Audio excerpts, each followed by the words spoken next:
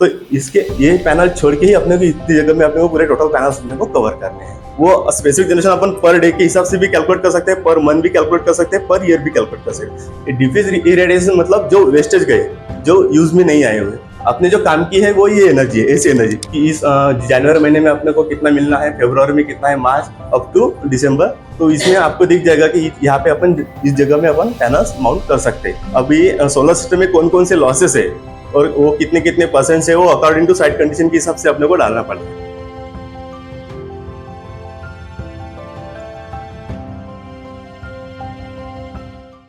Hello, good afternoon, everyone. My name is Sri Hari Adolkar, and I am a electrical design engineer from Chiroy Power Private Limited.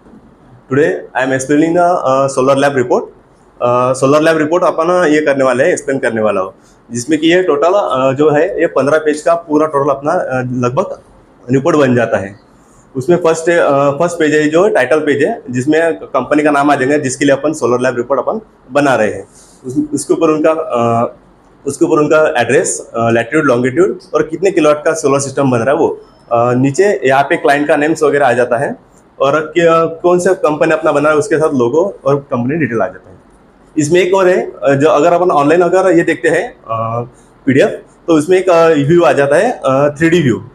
ठीक है, अगर ये 3D view पे अपन click करते हैं तो उसमें आपने जो डिज़ाइन किया हुआ है रिपोर्ट्स के अंडर डिज़ाइन, वो उसमें आ जाएगा। जिसमें कि ये अभी देखेंगे तो ये ग्राउंड माउंटिंग का लेआउट है पूरा कंप्लीटली, जो कि 501 किलोवाट के लिए है।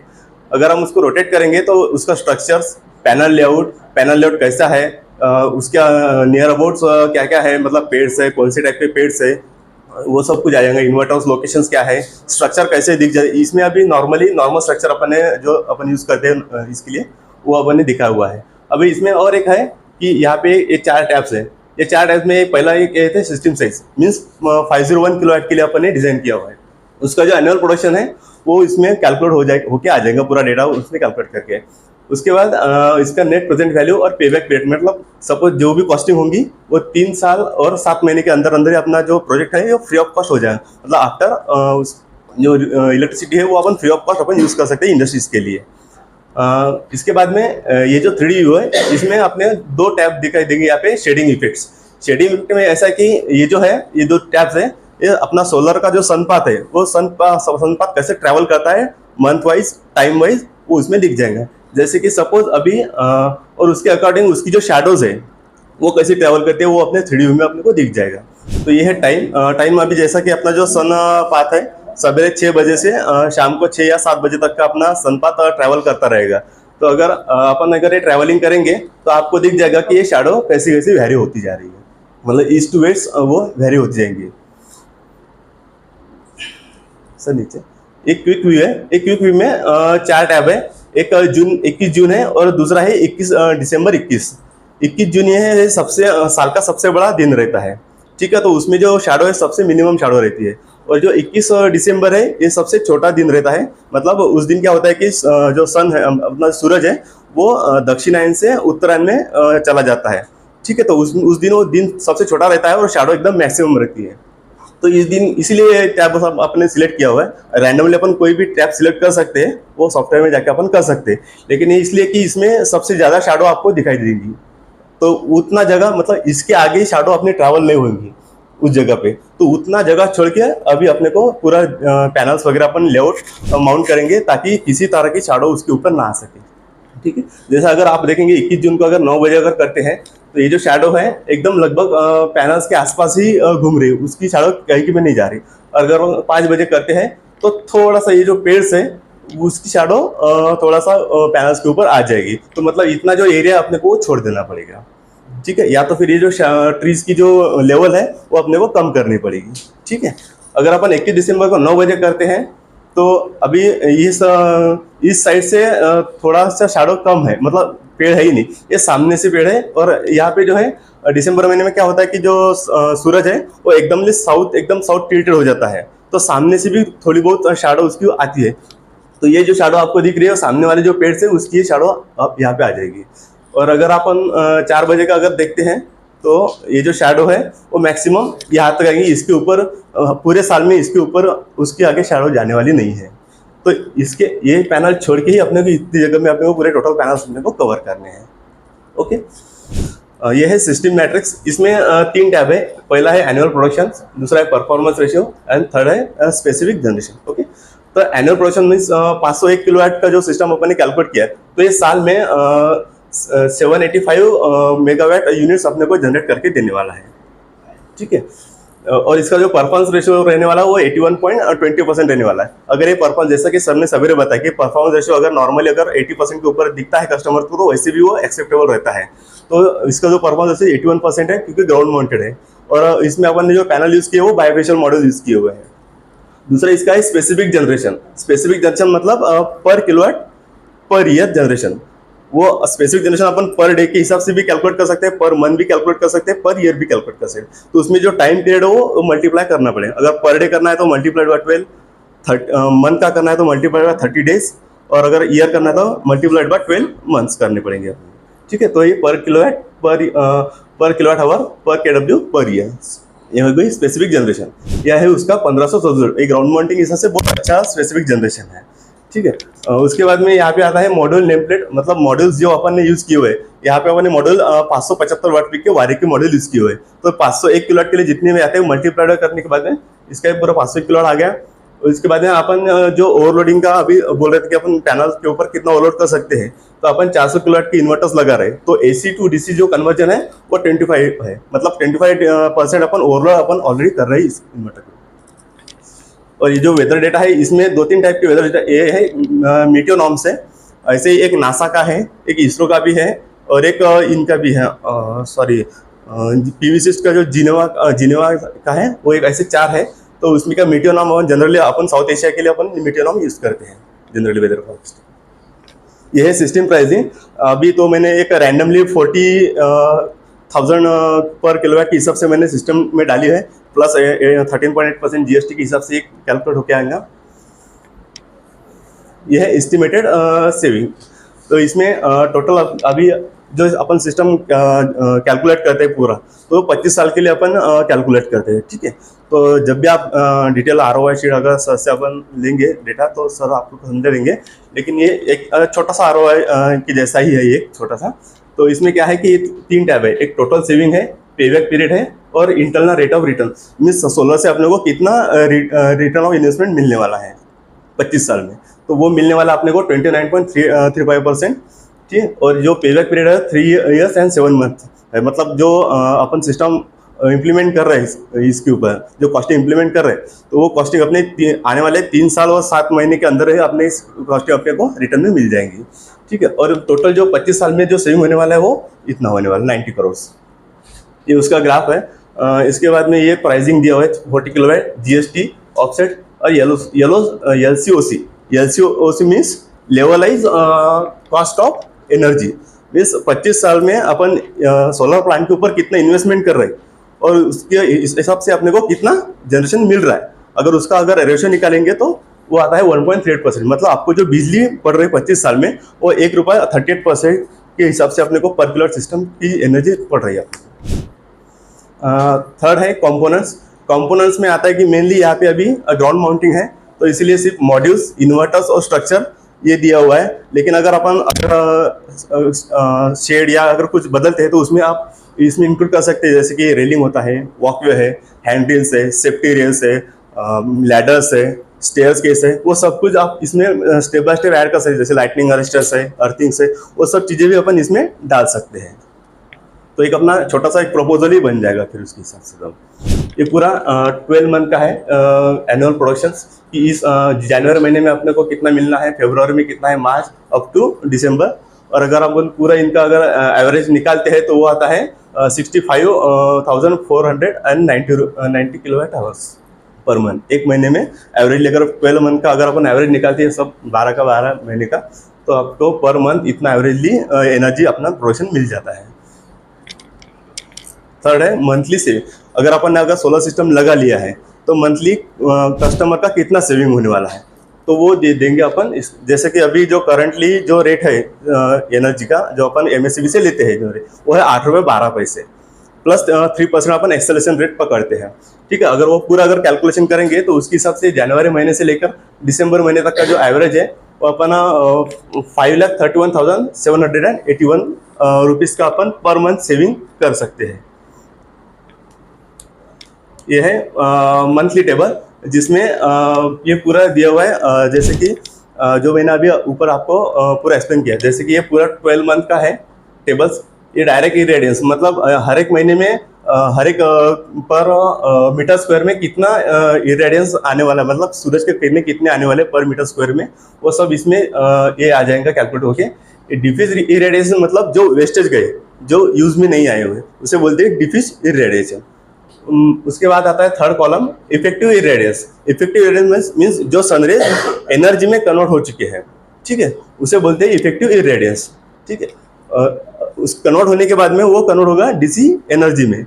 वो आ गया डीसी एनर्जी, ये है 75,000 जनवरी महीने में 75,919। ठीक है, उसके बाद में ये है एसी एनर्जी।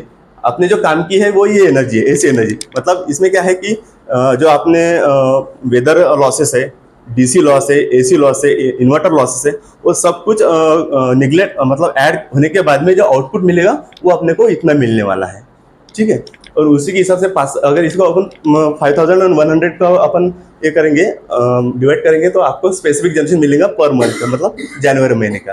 और परफॉर्मेंस रेशियो जो कि सवेरे सर ने बोला है, सर ने समझा अपने को कि कैसे कैलकुलेट करना है परफॉर्मेंस रेशियो, अगर वो फार्मूला अपन यहाँ पे लगाएंगे तो ये 81.87 अपने को मिल जाएगा।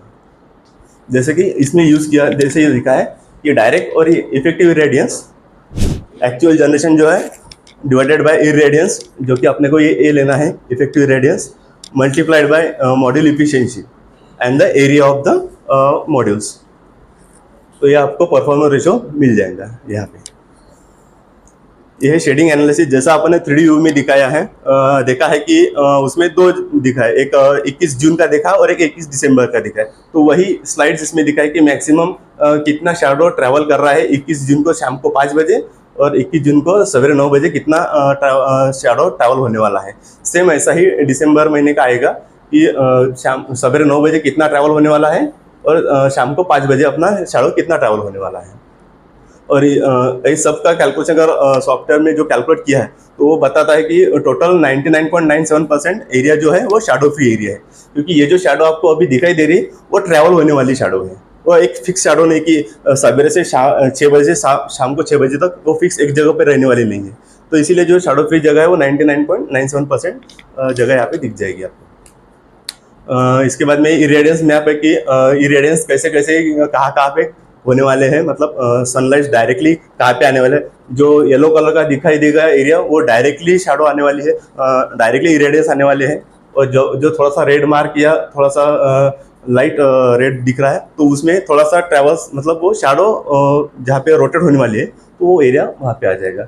इसके बाद में है सोलर एक्सेस, मतलब इस पूरे एरिया में जहाँ जहाँ पे पैनल्स ग्रीन दिख रहे हैं आपको, तो इसमें आपको दिख जाएगा कि यहाँ पे अपन इस जगह में अपन पैनल्स माउंट कर सकते हैं ताकि अपने को जनरेशन फुल फेज में आपको मिल सकता है। उसके बाद में ये आता है मेन पावर सिस्टम लॉसेस। अभी सोलर सिस्टम में कौन कौन से लॉसेस है और वो कितने कितने परसेंट है, वो अकॉर्डिंग टू साइट कंडीशन के हिसाब से अपने को डालना पड़ता है। जैसे कहीं पे अगर ग्राउंड माउंटिंग होता है तो सॉइलिंग लॉस ज़्यादा होता है, टीन शेड होगा, या कहीं और एनवायरमेंटल अच्छा है जहाँ पे सॉइलिंग वगैरह नहीं होता है तो वहाँ पे सॉइलिंग लॉस अपन कम करेंगे। सेम वैसे ही डिफरेंट टाइप्स के लॉसेस है, जिसमें इरेडियंस लॉस है, डीसी और एसी, ऐसे 3 इसमें डिवाइड किया हुआ है। इरेडियंस मतलब ये ऊपर के हो गए, जिसमें ग्लोबल हॉरिजॉन होगा, ग्लोबल इंसिडेंट पीवी प्लेन, और नियर शेडिंग इरेडियंस लॉस, और इरेडियंस आफ्टर रिफ्लेक्शन। ये आफ्टर रिफ्लेक्शन ये लॉस बाइफेशियल मॉडल में जनरली देखने को मिलता है। ठीक है, उसके बाद सॉइलिंग लॉस फैक्टर, मतलब सॉइलिंग कितनी आने वाली है पैनल्स के बाद। अभी यहाँ पे आप देखेंगे, आप तो यहाँ पे डायरेक्टली जो अगर सनलाइट्स अगर डायरेक्टली पैनल्स पे माउंट डायरेक्टली आते हैं, ठीक है, तो कितना एनर्जी जनरेट होने वाला है पर मीटर स्क्वायर। ठीक है, तो उसके बाद में ये जो लॉसेस है, जैसे ये 6.25% ऐड करेंगे अपन तो वो बढ़ जाएगा वैल्यू। नियर शेडिंग लॉसेस, अगर वहाँ पे शेडिंग मतलब शैडो आने वाली है तो -0.03% है। अगर 0.3% अपन ये करेंगे, माइनस करेंगे तो एनर्जी कम हो जाएगी। इसके बाद में सॉइलिंग लॉस है 5%, वो भी आपको माइनस करना पड़ेगा, क्योंकि उतनी एनर्जी अपनी कम जनरेट होने वाली है। तो वो स्टेप बाय स्टेप एनर्जी जितने जितने लॉस इसमें ऐड होते जाएंगे, वो एनर्जी उतनी उतनी कम होती जाएगी। और फाइनल आपको AC ohmic loss means after the inverter के पास में जो अपनी एसी केबल पर यूज़ करने वाले हैं, ठीक है, तो उसका लॉसेज ऐड करने के बाद में फाइनली आपको फिगर मिल जाएगा, जो कि स्पेसिफिक जनरेशन का आपको मिल जाता है फर्स्ट स्टेप पे। उसके बाद में ये है cost of not going to solar. ये दो टाइप है, एक है विथ सोलर और एक है विथ सोलर, एक है विदाउट सोलर, ठीक है। विथ सोलर में आपकी कॉस्टिंग कितनी जाएगी और विदाउट सोलर कितनी जाएंगी, ये आपको एक बाइफर्केशन मैप के थ्रू आपको मिल जाएगा। ये है इन्वायरमेंटल इम्पैक्ट, कि अगर अपन सोलर लगाते हैं तो इन्वायरमेंटल पे क्या क्या इफेक्ट पड़ता है। जैसे कि अपन अगर 501 किलोवाट सिस्टम लगाते हैं तो ये 1,92,000 मीन्स लगभग 384 पैनल पर किलोवाट के हिसाब से ट्रीज अपन लगाएंगे। उसके बाद में अपन पेट्रोल का कितना कंजम्पशन बचा सकते हैं, कार्बन कितना अवॉइड करेंगे, 5080 मैट्रिक टन्स इक्विवेलेंट एरियाज, कितना एरियाज में अपन जंगल बढ़ा सकते हैं। अगर 501 किलोवाट अपन 25 साल के लिए अगर लगाते हैं तो लगभग अपन 13,683 एकड़ के लगभग अपन जंगल डेवलप करेंगे, इतना अपन जंगल बचा सकते हैं। मंथली सेविंग तुमको मालूम पड़ गया, ये सब रुपए में है, ऊपर INR लिखा हुआ है, ये सब पैसा है। एवरेज में एक महीने में कितना पैसा बचेगा, 5,31,000 रुपए। इतना रुपए अगर तुम 501 किलोवाट का सोलर सिस्टम लगाते हो तो अब यहाँ पे तुम्हारा एक्सपेक्टेड जनरेशन हर महीने में कितनी बिजली एवरेज में मिलेगी, 65,500 यूनिट, 65,490 यूनिट। ईयरली डिग्रेडेशन यहाँ पे क्या कंसीडर किया है, 1.5, एक्चुअल उससे कम है, पर अपन ने प्रैक्टिकल मतलब थोड़ा रियलिस्टिक बनाने के लिए 1.5 का डिग्रेडेशन रख दिया है, ठीक है। इसके अलावा और कुछ, ये तो मॉड्यूल कंपोनेंट्स 3 साल 7 महीने, इसलिए क्योंकि 40,000 रुपए प्लस GST का सिस्टम, एक्चुअल सिस्टम कॉस्ट कम है। तुम्हारा प्रैक्टिकली सोलर सिस्टम 2 साल में फ्री हो जाता है। हम लोग बोलते हैं 3 साल, ताकि कोई हमें पीछे आके वापस ना बोले तुम्हारा 3 साल में फ्री नहीं। 2 साल बोल दिया तो फिर वो हाई क्लेम हो जाएगा, इसलिए अपन 3 साल बोलते हैं। 3 साल में तो तुम्हारा सिस्टम फ्री हो ही जाएगा, तो वो यहाँ पे दिखा है 3 साल 7 महीने। इंटरनल रेट ऑफ रिटर्न का मतलब होता है ब्याज। तुम्हारा अगर FD है तो उसका तुम्हारा इंटरनल रेट ऑफ रिटर्न है 7%। FD पे उतना मिलता है 7%, 8%।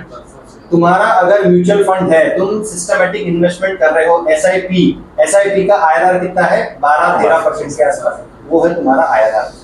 सोलर सिस्टम एक इन्वेस्टमेंट सेगमेंट है जिसमें तुमको अश्योर्ड रिटर्न सबसे ज्यादा मिलता है, जो कि मोर देन 30%, और ये मिनिमम बताया हुआ है, इससे ज्यादा तुमको मिलेगा। मतलब तुमने इन्वेस्टमेंट किया 30% से तुम्हारा वैल्यू बढ़ता जाएगा। आज 100 रुपए का तुम्हारा इन्वेस्टमेंट है, मतलब आज 100 रुपए का इन्वेस्टमेंट है, तुम्हारा रिटर्न 30%, मतलब 30 रुपए मिले, फिर अगले साल वो 30 रुपए पे और 30% मिलने वाला है। तो ऐसा करते करते तुम्हारा इन्वेस्टमेंट बढ़ता जाएगा, तो तुम्हारा total return is more than 2000%, जो मैंने सुबह बोला था वैसा ही आता है। वो तुम अगर ROI शीट प्रॉपर पढ़ना शुरू करोगे तो ये सब आ जाएगा। ये नॉर्मल कैलकुलेशंस है और कुछ नहीं। ये टोटल प्राइसिंग है, ये कैसे आती है, एनुअल प्रोडक्शन कितना होने वाला है, ये 785 मेगा यूनिट्स है।